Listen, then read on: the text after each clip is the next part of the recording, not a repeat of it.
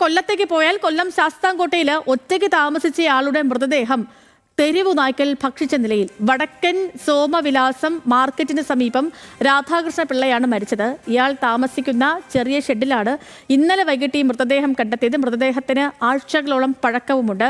ഷമീർ അബ്ദുൾ ഈ വാർത്തയുടെ വിശദാംശങ്ങളുമായി നമുക്കിപ്പം ചേരുന്നുണ്ട്. ഷമീർ, എന്താണ് ഈ വിഷയം, എന്താണ് വിവരങ്ങൾ, എന്താണ്?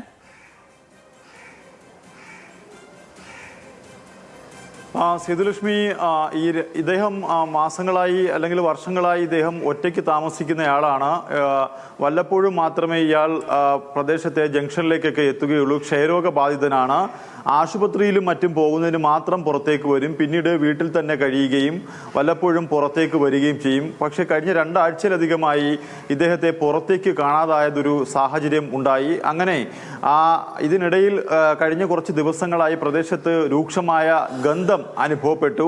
അങ്ങനെ അവിടെ ശുചീകരണ തൊഴിലാളികൾ പഞ്ചായത്തിൽ നിന്ന് എത്തിയപ്പോഴാണ് ഇത്തരത്തിൽ ഈ ഷെഡിൽ ഈ മൃതദേഹ അവശിഷ്ടങ്ങൾ കണ്ടത്.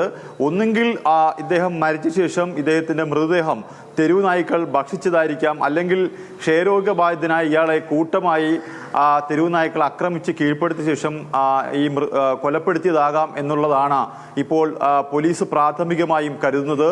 എന്തായാലും ആ മൃതദേഹത്തിന്റെ അവശിഷ്ടങ്ങളൊക്കെ തന്നെ ഫോറൻസിക് വിഭാഗം എത്തി ഇപ്പോൾ അവിടെ നിന്ന് ശേഖരിച്ചിട്ടുണ്ട്. എന്താണ് 2 ആഴ്ചയോളം പഴക്കമുണ്ട് ഈ മൃതദേഹത്തിന്റെ ശരീരാവശിഷ്ടങ്ങൾക്ക് എന്നാണ് ഇപ്പോൾ അറിയാൻ കഴിയുന്നത്. എന്തായാലും മൃതദേഹം അവിടെ നിന്നും നീക്കം ചെയ്തിട്ടുണ്ട്. ശാസ്താംകോട്ട താലൂക്ക് ആശുപത്രിയിലേക്കാണ് കൊണ്ടുപോയിരിക്കുന്നത്. എന്തായാലും ആ പ്രദേശവാസികൾ ആകമാനം ഒരു ഞെട്ടലിലാണ്. കാരണം അത്തരമൊരു സംഭവം നടന്നിട്ട് അടുത്തുള്ള ആളുകൾ ഒന്നും തന്നെ അറിഞ്ഞില്ല എന്നുള്ളതാണ് ഏറ്റവും പ്രധാനപ്പെട്ട കാര്യം. എന്തായാലും ഈ സംഭവത്തിന്റെ എല്ലാ വശങ്ങളും ശാസ്താംകോട്ട പോലീസ് ഇപ്പോൾ പരിശോധിച്ചു വരികയാണ്.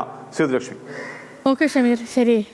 വല്ലാത്തൊരു വാർത്തയല്ലേ കൊല്ലം ശാസ്താംകോട്ടയിൽ നിന്നിട്ട്. അത് അടുത്തുള്ളവർ പോലും അറിഞ്ഞില്ല എന്ന് പറയുമ്പോഴത്തേനും ആ ഞെട്ടലും ഭീകരമായിരിക്കും.